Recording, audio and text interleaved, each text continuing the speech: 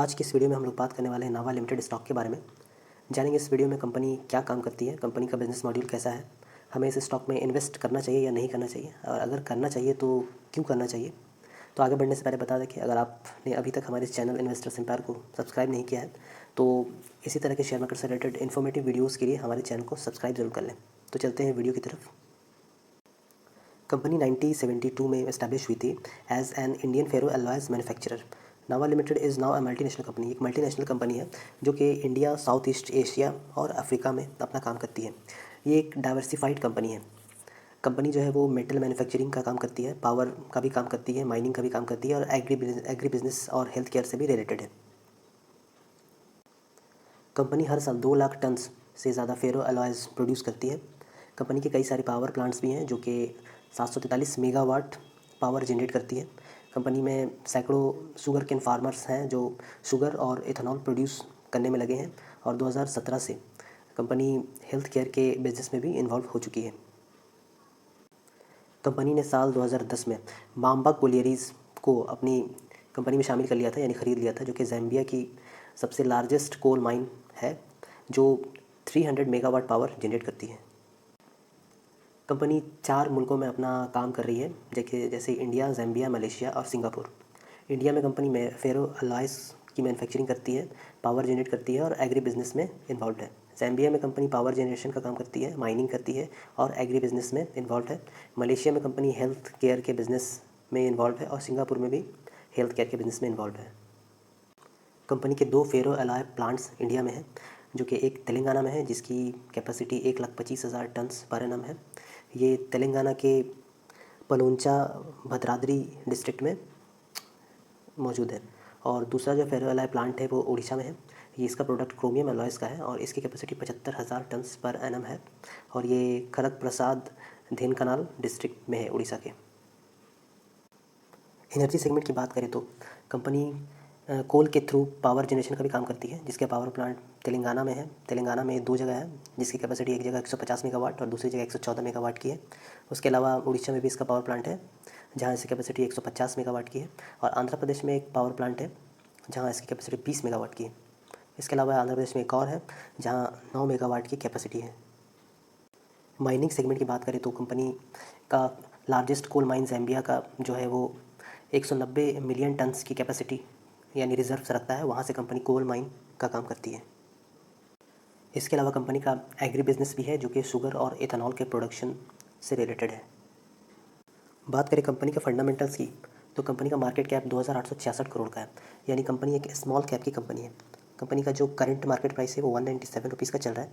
Company ने high लगाया 279 का और लो लगाया है 102 का। स्टॉक 4.11 के पी पे ट्रेड कर रहा है, यानी प्राइस टू अर्निंग रेशियो सिर्फ 4.11 का है, जो कि काफ़ी अंडर वैल्यूड देखने को मिल रहा है। कंपनी का बुक वैल्यू 341 रुपीज़ का है। कंपनी डिविडेंड भी देती है, डिविडेंड यील्ड कंपनी का 3.04% का है। आरओसी की बात करें तो 16.2% का आरओसी है, जो कि काफ़ी बढ़िया बात है। आरओई की बात करें तो 12.2% का आरओई देखने को मिलता है, जो कि एवरेज ठीक ठाक है। फेस वैल्यू कंपनी का 2 का है। प्रोमोटर्स की होल्डिंग 49% के आसपास है। इंडस्ट्री का पी 15.2 का है, और हम लोगों ने भी देखा कि कंपनी का जो स्टॉक का पी है वो 4.11 का है। तो इंडस्ट्री पी से अगर आप कंपेयर करेंगे तो काफ़ी ज़्यादा अंडर वैल्यूड हमें ये स्टॉक देखने को मिलता है। सेल्स कंपनी का 3,815 का है, 3,815 करोड़ का है। डेप्ट कंपनी के पास है, जो कि थोड़ा एक मुद्दा है। डेप्ट कंपनी का 3,500 करोड़ के आसपास है। रिजर्व्स कंपनी के पास 4,924 करोड़ का है। तो डेप्ट के साथ साथ हमें रिजर्व भी लगभग आसपास देखने को मिल रहा है, तो काफ़ी ज़्यादा टेंशन की बात नहीं है। कंपनी के क्वार्टर ऑन क्वार्टर परफॉर्मेंस की बात करें तो कंपनी ने काफ़ी अच्छा परफॉर्मेंस दिया है। पिछले 1 साल के क्वार्टर्स की बात करें तो अगर हम जून से देखते हैं, जून 2021 से जून 2022 तक का, तो जून 2021 में कंपनी ने 558 करोड़ का सेल्स किया था, यानी रेवेन्यू जनरेट किया था। सितंबर 2021 में ये बढ़कर 823 करोड़ का हो गया था। फिर दिसंबर 2021 में 950 करोड़ का हो गया बढ़कर। उसके बाद मार्च 2022 में 1,016 करोड़ का हो गया। फिर जून 2022 जो कंपनी ने लास्ट फाइनेंशियल क्वार्टरली रिजल्ट दिया था उसमें 1,025 करोड़ का हो गया। बता दें कि अभी ये जो सितंबर क्वार्टर जो अभी एंड हुआ है इसका रिजल्ट अभी आना बाकी है। ये मोस्ट प्रोबेबली नवंबर के फर्स्ट वीक में कंपनी ये फाइनेंशियल रिजल्ट अनाउंस करेगी। बात करें कंपनी के ऑपरेटिंग प्रॉफिट की तो ऑपरेटिंग प्रॉफिट भी काफ़ी अच्छा देखने को मिलता है। 178 करोड़ से 338 करोड़, फिर 408, फिर 403, उसके बाद 463 करोड़ जून 2022 में कंपनी ने जो ऑपरेटिंग प्रॉफिट दिया। ऑपरेटिंग प्रॉफिट मार्जिन का परसेंटेज भी बढ़िया देखने को मिलता है, 32% से 41, फिर 43, फिर बीच में थोड़ा कम हुआ था 41, फिर बैलेंस में आ गया 45% का। बात करें कंपनी के ईयर ऑन ईयर परफॉर्मेंस की, तो कंपनी ने अच्छा परफॉर्मेंस दिया है। देखिए मार्च 2021 से अगर हम कंपेयर करें तो 1940 करोड़, फिर मार्च 2020 जो कोरोना का टाइम चल रहा था उस वक्त थोड़ा घट गया था, 2759 करोड़। उसके बाद मार्च 2021 में भी कोरोना था, 2548 करोड़। उसके बाद मार्च 2022 में अगर आप देखें तो अच्छा खासा सेल्स इंक्रीज़ हुआ है, 3348 करोड़। और ट्रेडिंग 12 मंथ्स की बात करें तो 3815 करोड़ का सेल्स देखने को मिलता है। ऑपरेटिंग प्रॉफिट की बात करें तो मार्च 2019 से 1361 करोड़, फिर 1186, फिर 1066, फिर 1319 करोड़, और ट्रेडिंग 12 मंथ्स 1612 करोड़ का है। नेट प्रॉफिट की अगर बात करें तो अच्छा खासा प्रॉफिट हमें देखने को मिल रहा है, 339 करोड़ से बढ़कर 531 करोड़, फिर 551 करोड़ बढ़कर हो गया, फिर बढ़कर 573 करोड़ का हो गया। और ट्रेलिंग 12 मंथ्स तो ज़बरदस्त देखने को मिल रहा है, 874 करोड़ का नेट प्रॉफिट हमें देखने को मिलता है। कंपनी के कंपाउंडेड सेल्स ग्रोथ की अगर बात करते हैं तो सेल्स ग्रोथ भी काफ़ी ज़बरदस्त हमें देखने को मिल रहा है, 10 साल में 13%, 5 साल में 20%, 3 साल में 4%, और ट्रेलिंग 12 मंथ्स 52%, जो कि काफ़ी ज़बरदस्त है। कंपाउंडेड प्रॉफिट ग्रोथ की अगर बात करें तो 10 साल में 15%, 5 साल में 63%, 3 साल में 24%, और ट्रेलिंग 12 मंथ्स भी काफ़ी ज़बरदस्त 78% का देखने को मिलता है। स्टॉक प्राइस CAGR यानी कंपाउंड एनुअल ग्रोथ रेट की बात करें तो 10 साल में 8%, 5 साल में 7%, 3 साल में 39%, और 1 साल में 72% का देखने को मिलता है। रिटर्न ऑन इक्विटी यानी ROE की अगर बात करते हैं तो 10 साल में 9%, 5 साल में 10%, 3 साल में 11%, और लास्ट ईयर 12% का देखने को मिलता है। बात करें अगर कंपनी के शेयर होल्डिंग पैटर्न की तो प्रोमोटर्स ने अपनी शेयर होल्डिंग अच्छी खासी बढ़ाई, आप देख सकते हैं। मार्च 2021 से अगर हम बात करते हैं तो कंपनी के पास 45.53 की शेयर होल्डिंग थी।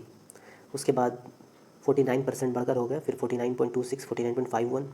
उसके बाद सितंबर यानी रिसेंट क्वार्टर में 49 के आसपास कंपनी की प्रोमोटर होल्डिंग, यानी 45 से 49 तक का कंपनी ने अपना शेयर होल्डिंग बनाए रखा है। बात करें FIIs की यानी फॉरेन इंस्टीट्यूशनल इन्वेस्टर्स की, तो FIIs ने अच्छी खासी अपनी होल्डिंग कंपनी ने बनाई है। दो दो 2.25 से 10% तक की होल्डिंग अब FIIs ने कर ली है, जो कि कंपनी के लिए काफ़ी अच्छी बात है।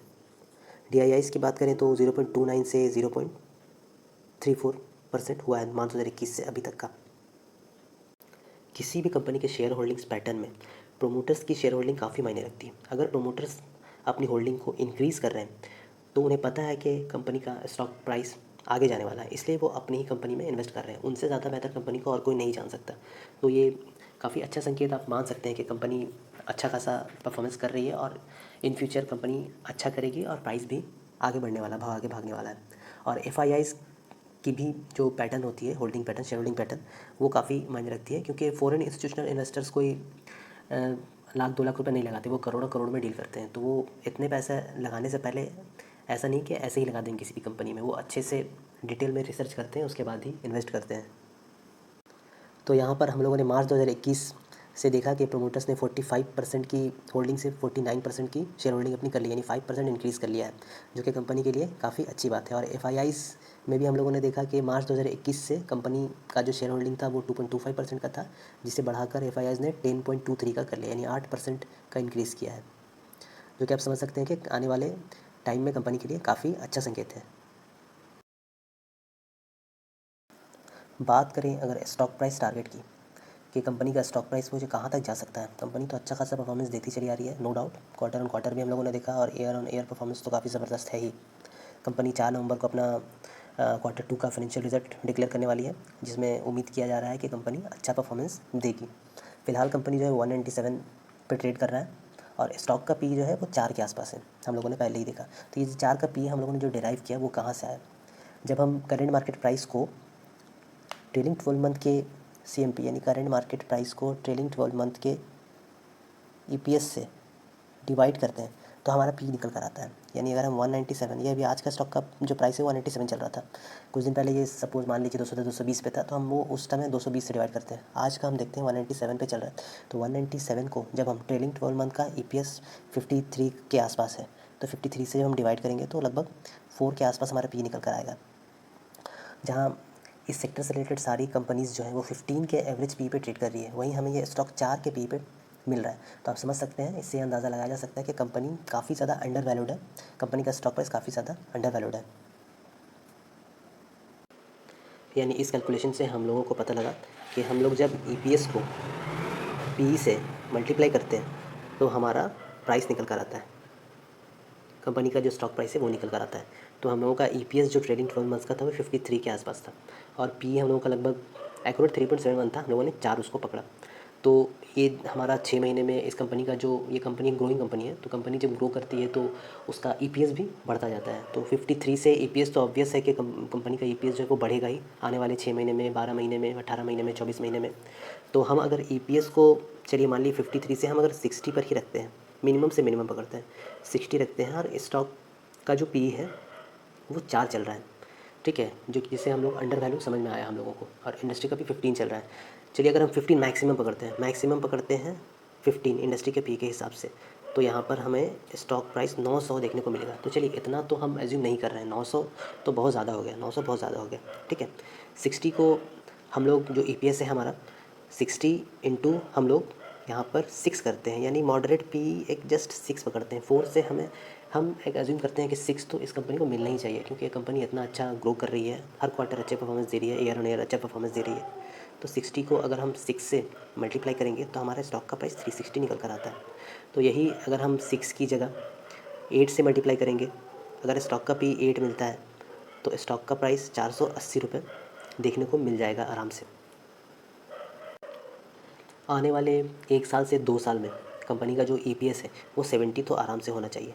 तो 70 से अगर हम 6 को मल्टीप्लाई करते हैं, 6 का पी भी कंपनी को मिलता है, तो स्टॉक का प्राइस हमें 420 रुपये के आसपास देखने को मिल जाएगा आराम से, जो कि अभी के प्राइस 197 से डबल हो जाता है, यानी 420 आराम से हमें 1 साल से 2 साल के अंदर देखने को मिल जाएगा।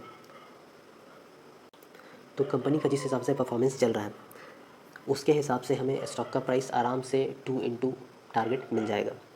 ये डिपेंड करता है कंपनी के आने वाले क्वार्टरली फाइनेंशियल रिजल्ट्स पर, लेकिन अभी तक फ़िलहाल जो रिजल्ट चल रहा है, कंपनी का परफॉर्मेंस जो चल रहा है, उस हिसाब से कंपनी का जो टारगेट है वो 2 इंटू आराम से देखने को मिल जाएगा।